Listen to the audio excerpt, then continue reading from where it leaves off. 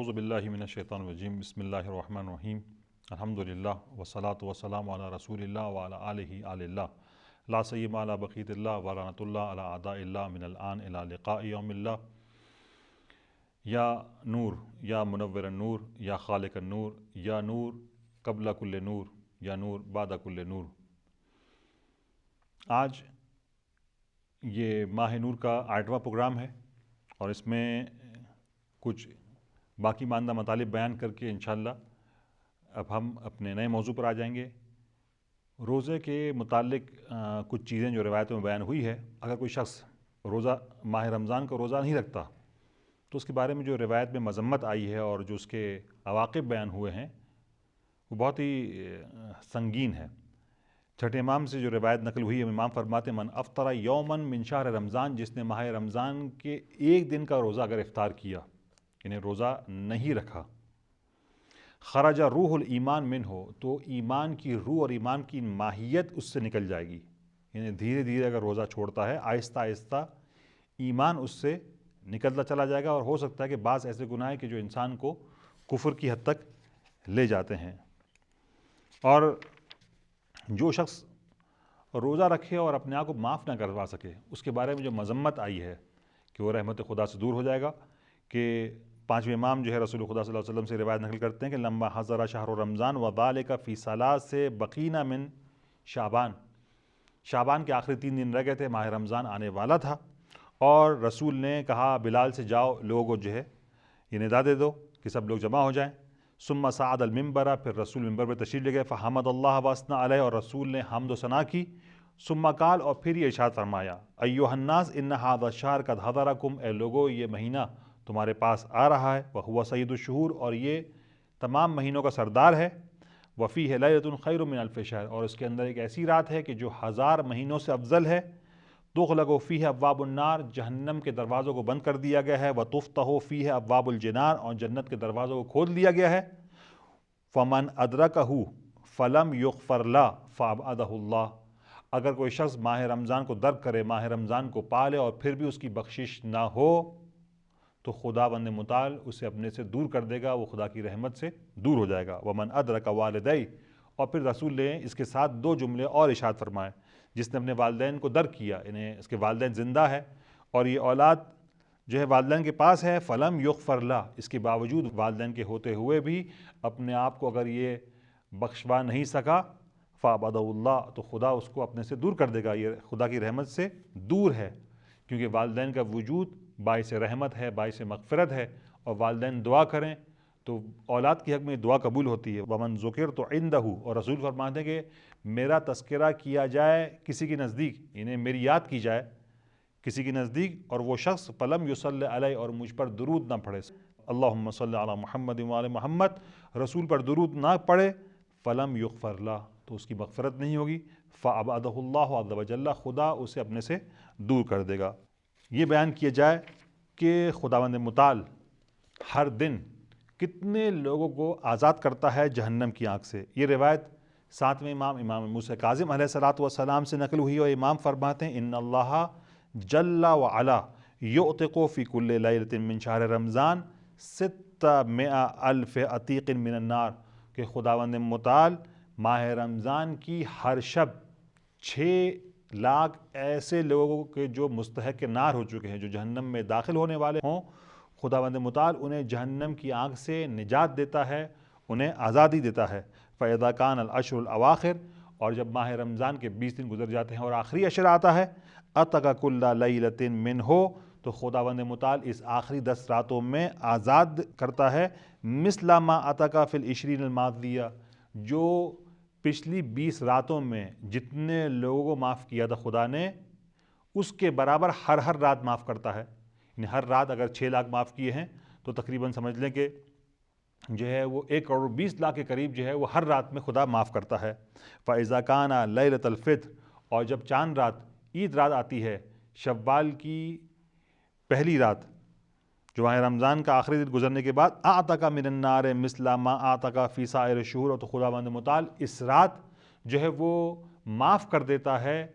جتنے پورے مہینے میں 29 دنوں میں خداوند متعال نے جتنے لوگوں کو جہنم سے معاف کیا تھا اس کو معاف کر دیتا ہے۔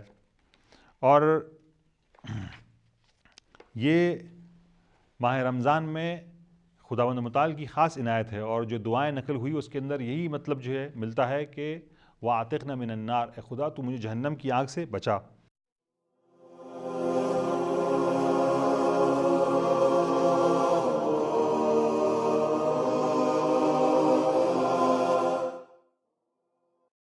یہ ایک نقطہ بیان کر دیا جائے، اور وہ یہ کہ ماہ رمضان کے اندر صرف روزہ اپنی جگہ پر اہمیت تو رکھتا ہے، لیکن روزہ ہی نہیں ہے، بلکہ ماہ رمضان پورا، چاہے وہ دن ہو چاہے وہ رات کا حصہ ہو، اس کے اندر دیگر عبادت کا بھی اپنا مقام ہے، اس کی فضیلت ہے۔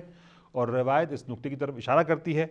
کہ رسول صلی اللہ علیہ وسلم ارشاد فرماتے ہیں کہ اذا کان اول لیلۃ من شہر رمضان، جب ماہ رمضان کی پہلی رات داخل ہوتی ہے، امر اللہ تبارک و تعالیٰ سبعۃ من الملائکہ، تو خداوند متعال 7 مختلف قسم کے فرشتوں کو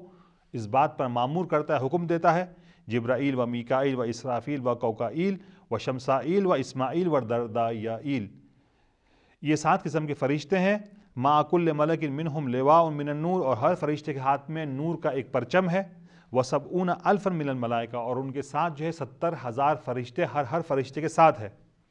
مع جبرائیل لواء من النور یضرب فی السماء سابعہ، جبرائیل 7ویں آسمان پر جو ہے پہنچتے ہیں اور اس پرچم کو گاڑتے ہیں، مکتوب علی ذلک اللواء، اور اس نور کے پرچم پر یہ چیز لکھی ہوئی ہے، لا الہ الا اللہ محمد رسول اللہ صلی اللہ علیہ وسلم، طوبیٰ،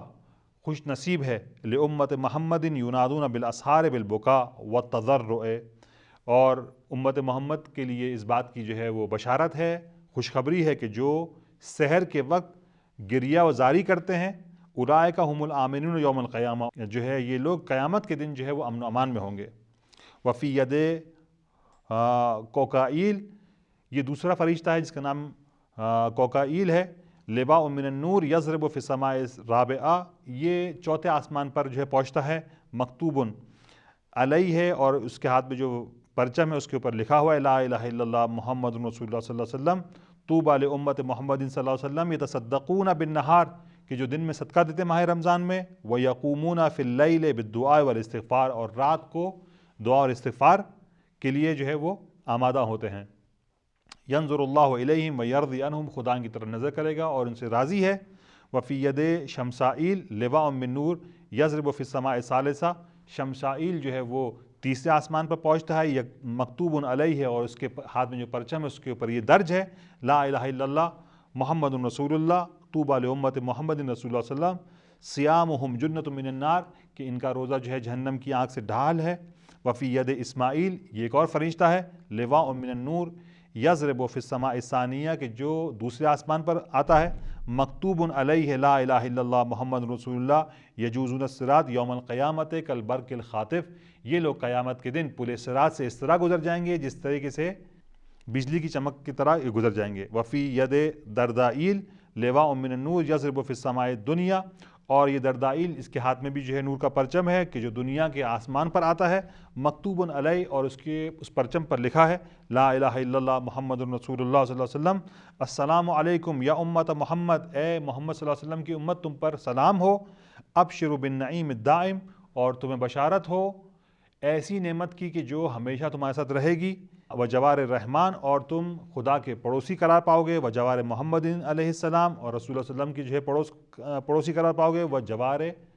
ملائکہ، وجوار الملائکہ، اور ملائکہ کے جو ہے تم جوار میں رہو گے۔ تو عزیزو، ماہ رمضان کے اندر سحری، اور سحری کے اندر جو ہے جو اعمال جو بتائے گئے ہیں، اس کے علاوہ جو ہے دنوں کے اندر صدقہ، اور یہ دوسرے اعمال جو آپ نے اس روایت کے اندر ملاحظہ کیے کہ ماہ رمضان میں ان اعمال کا اور ان چیزوں کا جو ہے اپنا ایک مرتبہ ہے، ایک فائدہ ہے، اور جو ہے اس کا اپنا ایک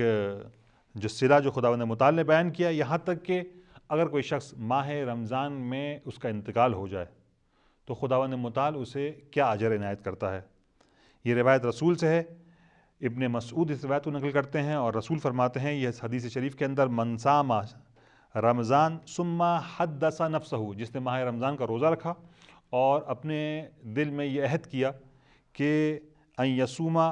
کہ میں روزہ رکھوں گا، ان عاش، اگر میں زندہ رہا تو پورا ماہ رمضان میں روزہ رکھوں گا، فإن مات بین ذلک، اور ماہ رمضان کے دوران اس کا انتقال ہو جاتا ہے، دخل الجنہ، تو یہ جنت میں داخل ہوگا،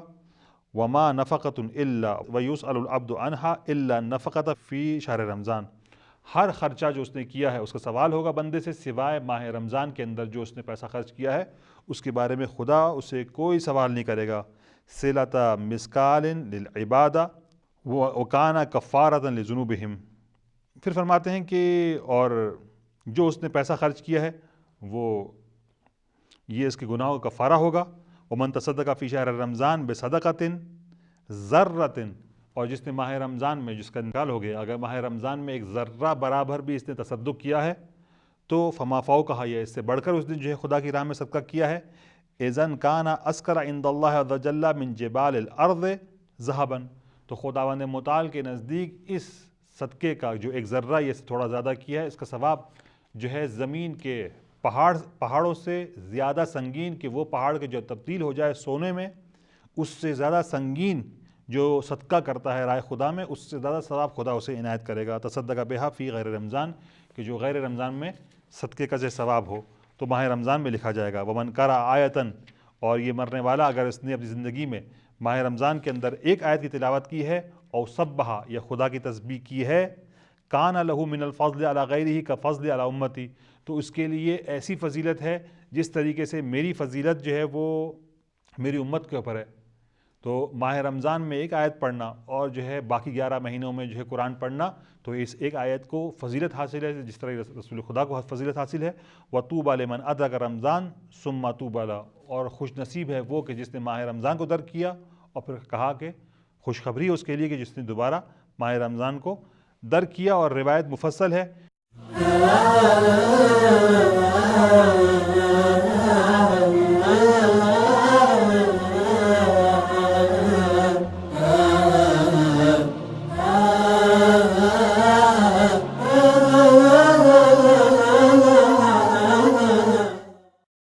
ماہ رمضان میں روزہ جو افطار کیا جائے اس کے بارے میں جو ہے کچھ روایتیں ایسی ہیں کہ یعنی واقعاً جس طریقے سے جس ثواب کے بارے میں جو روایت آپ نے سنی، جو 30 دن کے بارے میں جو پچھلے پروگرام میں ہم نے بیان کی تھی، اس کے کچھ حصے بیان کیے تھے، وہ ایک روایت کو ہم پڑھ سکتے ہیں، لیکن اس کے مفاہیم اور جو خداوند متعال نے مومن کے لیے جو نوازش اور جو اجر اور ثواب لکھا ہے وہ واقعاً فوق العادہ ہے، انسان اس کو تعقل نہیں کر سکتا، انسان کی سمجھ سے باہر ہے۔ اسی طریقے سے کچھ روایتیں افطار کے بارے میں ہے، یہ ملتا ہے کہ چھٹے امام سے الافطار علی الماء، پانی پر افطار کرو، یعنی مثلا روزہ پانی سے کھولا جائے، کہ یغسل الذنوب من القلب، کہ پانی جو ہے وہ گناہوں کو دھو دے گا۔ اور اسی طریقے سے ملتا ہے کہ وہ پانی کہ جو نیم گرم پانی ہے، کہ یہ جگر کو صاف کرتا ہے، اور اسی طریقے سے جو ہے وہ قلب کو گناہوں سے پاک کرتا ہے، قساوت قلبی کو دور کرتا ہے، ساتھ ساتھ یہ کہ آنکھوں کو اور آنکھ کے ڈھیلے کو جو ہے یہ قوت بخشتا ہے۔ یہاں تک کہ صفرا، وہ کہ جس کے جسم میں زردی زیادہ ہو اور یہ جگر کی وجہ سے ایجاد ہوتی ہے، اس کے بارے میں ملتا ہے کہ اگر کوئی شخص ٹھنڈے پانی سے، یہ بھی ایک عجیب ہے کہ ٹھنڈے پانی سے بھی جو ہے اگر روزے افطار کرنے کے بارے میں آیا ہے کہ ان فی الافطار علی الماء البارد فضلا، کہ ٹھنڈے پانی سے روزہ افطار کرنے کی ایک فضیلت ہے، ایک فائدہ ہے۔ فإنہ یسکن الصفرا، یہ صفرا اور زردی کو ختم کرتا ہے۔ آئیے حلوے کے بارے میں جو ہے وہ آیا کہ حلوے سے بھی جو ہے وہ افطار کیا جائے، کہ رسول خدا صلی اللہ علیہ وسلم فرماتے ہیں کہ اذا افطر بدأ بحلوہ، کہ اگر وہ افطار کرنا چاہتا ہے تو ابتدا کرے حلوے سے، کہ یفطر علیہا فإن لم یجد، اگر حلوہ نہ پائے تو فسکر و تمرات، تو شکر سے اور کھجور سے جو ہے وہ اپنے روزے کو افطار کرے۔ اگر یہ مٹھائی اور یہ حلوہ اور شکر اور کھجور اگر اسے دستیاب نہ ہو تو فماء فاطر، تو نیم گرم پانی سے بھی جو ہے روزے کو افطار کیا جائے۔ وکانہ یقول، اور یہ فرمایا کرتے تھے رسول، ینقی المعدہ، کہ یہ نیم گرم پانی جو ہے معدے کو جو ہے پاک کرتا ہے، صاف کرتا ہے، والکبد، اور جگر کو صاف کرتا ہے، ویطیب النکہہ، والفم، اور منہ کو جو ہے پاکیزہ کرتا ہے، ویقبل الحدق ویحد الناظر، آنکھوں کو قوت دیتا ہے اور نظر کو جو ہے وہ طاقت بخشتا ہے، وَيَغْسِلُ الذُّنُوبَ غَسْلًا، اور انسان کے گناہوں کو دھو ڈالتا ہے، وَيُسَكِّنُ الْعُرُوقَ الْحَائِجَةَ، وہ رگے کے جس کے اندر ہیجان، جس طریقے سے بلڈ پریشر کی وجہ سے جو ہے یا سکتہ مغزی اور برین ہیمریج کی وجہ سے جو ہے رگوں کے اندر ایک فشار آتا ہے، تو یہ گرم پانی سے افطار جو ہے رگوں کے اندر جو ہیجان ہے اس کو ختم کرتا ہے، اس کو سکون دیتا ہے، اور وَيَقْطَعُ الْبَلْغَم، بلغم کو ختم کرتا ہے، وَيُطْفِئُ الْحَرَارَةَ عَنِ الْمَعْدَةِ، معدے کے اندر جو گرمی ہے اس کو وہ ٹھنڈا کرتا ہے، وَيَذْهَبُ بِالصَّدَاعِ، اور پیٹ کی جو بیماری ہے اس کو جو ہے یہ نفع دیتا ہے۔ یہاں ایک روایت ہے کہ چھٹے امام سے، اور یہ ایک عجیب روایت ہے جس کا میں ترجمہ کرتا ہوں۔ ان الرجل اذا صام، جب مومن جب روزہ رکھتا ہے تو روزہ رکھنے کی وجہ سے زالت عیناہ عن مکانہما، اس کی دونوں آنکھیں اپنی جگہ سے ہٹ جاتی ہے۔ عجیب چیز ہے کہ اس کی دونوں آنکھیں اپنی جگہ سے ہٹ جاتی ہے روزہ رکھنے کی وجہ سے، یا روزے میں کوئی ایسی جو بھوک اور پیاس کو برداشت کرنے کی وجہ سے وہ ایک حالت طاری ہوتی ہے۔ فَإِذَا أَفْطَرَ عَلَى الْحَلْوَى، اگر جب وہ روزے کو افطار کرتا ہے حلوہ سے، مٹھائی سے، ایسی چیز سے کہ جو میٹھی ہو، شیرین ہو، عَادَتَا إِلَى مَكَانِهِمَا،